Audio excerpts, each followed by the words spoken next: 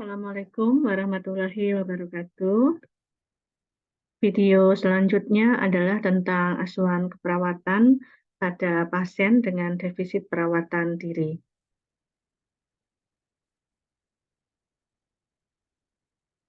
Berbicara terkait dengan perawatan diri, tentunya bahwa perawatan diri ini merupakan salah satu kemampuan dasar manusia dalam memenuhi kebutuhannya guna untuk mempertahankan kehidupan, kesehatan, kesejahteraan sesuai dengan kondisi kesehatannya.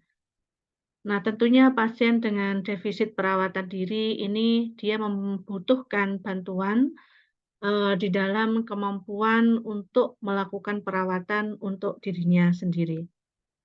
Apa itu sebenarnya perawatan diri? Jadi perawatan diri itu merupakan salah satu kemampuan dasar ya, kemampuan dasar manusia untuk memenuhi kebutuhannya di dalam melakukan perawatan diri dalam mempertahankan kehidupan, kesehatan, kesejahteraan sesuai dengan kondisi yang dia miliki.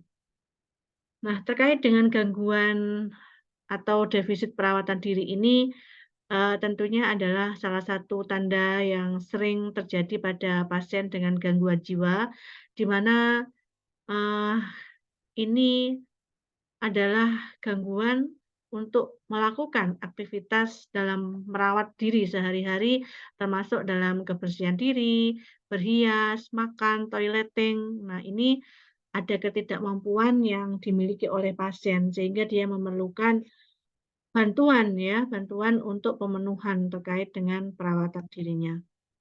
Bagaimana proses terjadinya masalah defisit perawatan diri ini? Kalau kita lihat dari faktor predisposisi, tentunya ada aspek biologis atau faktor biologis termasuk penyakit fisik dan mental yang menyebabkan klien tidak mampu untuk melakukan perawatan diri. Kalau terkait dengan faktor psikologis mungkin, terkait dengan faktor perkembangan yang menyebabkan adanya keterlambatan atau ketidakmampuan fungsi dasar dalam menjalankan fungsi perawatan diri tersebut. Dan juga kemampuan realitas yang turun sehingga pasien, bukannya tidak mau tapi memang mohon maaf bukannya tidak mampu, tetapi memang ada juga ketidakmauan dan ketidaktahuan kenapa, dia harus melakukan perawatan diri itu untuk, dirinya sendiri. Sehingga di sini juga sangat menjadi faktor yang mendasari seseorang untuk mengalami gangguan atau defisit perawatan diri ini. Dari faktor sosial, mungkin karena adanya kurang dukungan atau mungkin karena kurangnya latihan untuk perawatan diri dari lingkungannya, atau mungkin juga kondisi lingkungan yang tidak support terkait dengan, untuk melakukan terkait dengan perawatan dirinya.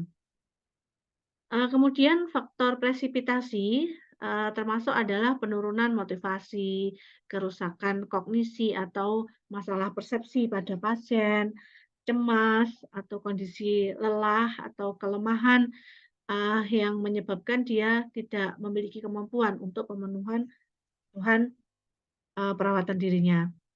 Secara subjektif tentunya yang bisa kita lihat adalah mungkin pasien akan menyampaikan bahwa dia malas mandi, pasien mengatakan tidak mau melakukan perawatan diri, nggak mau menyisir rambut, tidak mau menggosok gigi, tidak mau memotong kuku, atau dia mengatakan malas untuk berias atau berdandan. Jadi itu data subjektif. Atau mungkin kalau dikaji lebih lanjut, pasien juga mengatakan, mungkin dia mandi gitu ya, tapi tidak menggunakan alat mandi yang seharusnya, tanpa sabun gitu ya, gosok gigi tanpa menggunakan pasta gigi, atau peralatan mandi yang, tidak seharusnya, digunakan gitu ya. Atau mungkin termasuk ketika dia makan, minum, itu tidak menggunakan alat, yang sesuai, BAK, BAB sembarangan gitu, tidak membersihkan diri setelah BAB dan BAK, dan juga pasien mengatakan tidak mengetahui cara perawatan diri dengan benar. Secara objektif yang bisa kita lihat atau kita observasi tentunya adalah badannya bau ya, kemudian nampak kotor, berdaki, rambutnya kotor, giginya kotor, kukunya panjang, dia tidak menggunakan alat-alat mandi seperti mungkin, tidak ada sabun gitu ya, tidak menggunakan sampo, atau bahkan dia tidak mandi dengan cara yang benar. Rambutnya mungkin terlihat kusut, berantakan, kumis, jenggot tidak rapi, pakaian juga tidak rapi, tidak mau berdandan gitu ya, mungkin pakaiannya juga tidak sesuai, tidak menggunakan pakaian yang seharusnya, eee, dan tentunya hal ini bisa sangat kita amati ketika kita melihat pada pasien dengan defisit perawatan diri.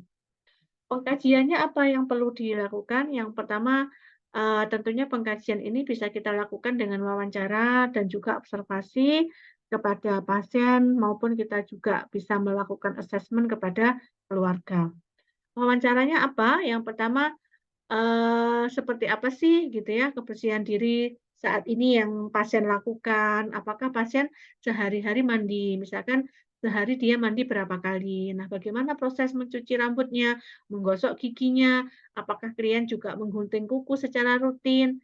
Bagaimana penampilan pasien? Apakah dia setiap hari juga menyisir rambut, berdandan, bercukur kalau untuk laki-laki, dan apakah dia menggunakan pakaian yang sesuai ya, pakaian yang sesuai dan rapi. Kemudian juga perlu kita tanyakan kalau misalkan dia mandi, alat-alat apa yang dia gunakan ya, apakah dia mandi pakai sabun atau tidak. Nah, kalau misalkan dia makan dan minum itu seperti apa, apakah dia juga menggunakan alat makan dan minum itu yang sesuai seharusnya, apakah pakai sendok, piring, atau mungkin ada gelas yang layak. Nah, itu juga perlu kita tanyakan. Terus bagaimana selama ini kalau misalkan kebutuhan eliminasi BAB dan BAK-nya, apakah dia menggunakan kamar mandi yang sesuai dengan standar? Nah, apakah dia juga mencuci atau membersihkan, setelah BAB dan BAK? Nah, observasinya jelas ya, nanti, secara pengamatan itu akan tampak sekali banyak hal yang kotor ya, mulai dari mungkin rambut ya, rambut, gigi, kulit banyak berdaki, mungkin pakaiannya juga nggak sesuai, kotor, bau. Nah, itu bisa kita amati. Kebersihan diri itu juga termasuk adalah bagaimana kemampuan pasien secara mandiri dalam makan dan minum. Nah, apakah dia bisa mengambil makan dan minum secara mandiri? Apakah dia makannya berceceran atau tidak? Dan apakah dia tahu ya tempat makan yang seharusnya gitu. Termasuk juga BAB dan BAK secara mandiri ya, ditandai dengan dia BAB dan BAK sesuai dengan tempatnya, dan dia juga harus membersihkan BAB dan BAK setelahnya. Nah, itu juga termasuk ya kemampuan untuk melakukan perawatan diri. Diagnosis keperawatannya tentunya adalah defisit perawatan diri, nanti kita spesifikkan sesuai dengan hasil assessment apakah, eee, kebersihan dirinya yang kurang, berdandan, atau makan minumnya, atau BAB dan BAK-nya. Tindakan perawatan diri pada pasien tentunya adalah, nanti kita akan bedakan, tindakan keperawatan untuk pasien dan juga untuk keluarga. Tujuannya apa? Yang pertama adalah diharapkan, dari asuhan keperawatan ini pasien mampu untuk melakukan kebersihan diri secara mandiri. Pasien juga mampu untuk melakukan berhias atau berdandan secara baik, dan juga pasien mampu untuk melakukan makan dengan baik, dan juga mampu melakukan kebutuhan BAB dan BAK secara mandiri. Tindakan perawatan untuk pasien, tentunya yang pertama adalah bagaimana kita mengajari cara untuk melakukan perawatan diri kebersihan. Apa yang harus kita lakukan? Yang pertama kita menjelaskan kepada pasien tentang pentingnya untuk menjaga kebersihan diri. Kita juga membantu menjelaskan tentang alat-alat untuk menjaga kebersihan diri itu harus ada sabun, mungkin gayung, pasta gigi, sikat gigi, air bersih. Nah, itu kita juga menyampaikan kepada pasien. Dan cara untuk melakukan kebersihan diri, nah itu cara mandi juga harus kita ajarkan. Mulai dari penggunaan air bersih, ya kita basuh semua badan, mulai dari, apa, kepala ya sampai dengan kaki, kemudian kita gunakan sabun sebagaimana seharusnya, dibilas dan nanti dikeringkan dengan handuk. Nah, itu juga harus disampaikan kepada pasien.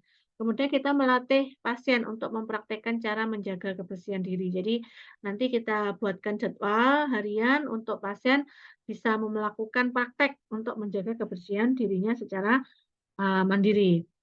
Yang berikutnya adalah melatih pasien untuk berdandan atau berias. Nah, tentunya akan berbeda antara laki-laki dengan perempuan. Untuk yang laki-laki, nanti kita ajari bagaimana berpakaian, ya, menggunakan baju yang sesuai, baju atasan ya taruh di atas, yang bawah mungkin celana, dipakai di bawah. Nah, kita harus sampaikan untuk mengecek mana yang bagian luar, mana bagian dalam, dan juga menyisir rambut, bercukur. Nah, itu juga harus dilakukan secara rutin dan ganti pakaian setiap hari. Untuk wanita, ini juga sama, kita latih untuk berpakaian dengan yang sesuai, kemudian menyisir rambut dan berias setiap harinya. Yang ketiga adalah melatih pasien untuk makan secara mandiri, yaitu yang pertama kita tentunya menjelaskan cara makan yang tertib, itu harus duduk, berdoa sebelum makan, kemudian kita ajarkan untuk mengambil peralatan makan, piring, sendok, gelas gitu ya, dan makan di meja makan. Kalau misalkan di rumah sakit kita ajarkan seperti itu, sehingga harapannya nanti akan membentuk pola perilaku yang lebih baik pada pasien terkait dengan pemenuhan perawatan dirinya. Kemudian setelah makan kita ajarkan untuk merapikan makan gitu ya, makan dengan pelan-pelan ya, kalau jangan sampai, terlalu banyak yang tercecer makanannya. Nah, itu kita juga harus ajarkan karena memang kenapa, kita harus mengingat bahwa pasien gangguan jiwa itu tentunya dia selain ada permasalahan terkait dengan persepsi yang terganggu, proses pikir yang terganggu, bahwa salah satu gangguan jiwa itu dia harus kembali bisa ya untuk produktif, kembali bisa untuk menjalankan fungsi dasar sebagai manusia, terutama adalah perawatan diri. Sehingga, ketika ada permasalahan terkait dengan perawatan dirinya, ini harus menjadi perhatian kita untuk membantu pasien, dia untuk mampu kembali dalam melakukan pemenuhan, kemampuan untuk perawatan dirinya secara mandiri. Kemudian yang terakhir adalah bagaimana kita mengajarkan pasien untuk melakukan BAP dan BAK secara mandiri. Apa yang perlu kita jelaskan bahwa tempat BAP dan BAK itu adalah di kamar mandi. Di kamar mandi, kalau di rumah sakit ya kita sampaikan di mana, lokasinya kita orientasikan, nanti setelah BAP dan BAK harus disiram, kemudian pasien juga harus membersihkan tangan, membersihkan tempat BAP dan BAK setelahnya. Nah ini, kita juga harus mengajarkan kepada pasien.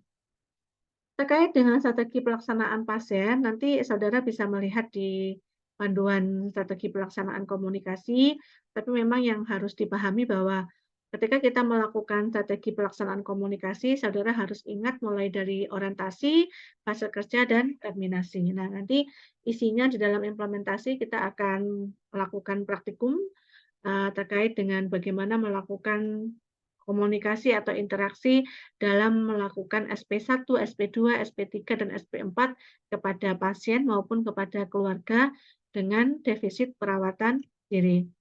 Nah, apa yang perlu kita evaluasi dari kemampuan keluarga? Tentunya yang pertama, keluarga bisa menyampaikan ya, dia tahu tentang mengenal masalah yang dirasakan dalam merawat pasien sehari-hari, dia mengetahui pengertian, tanda gejala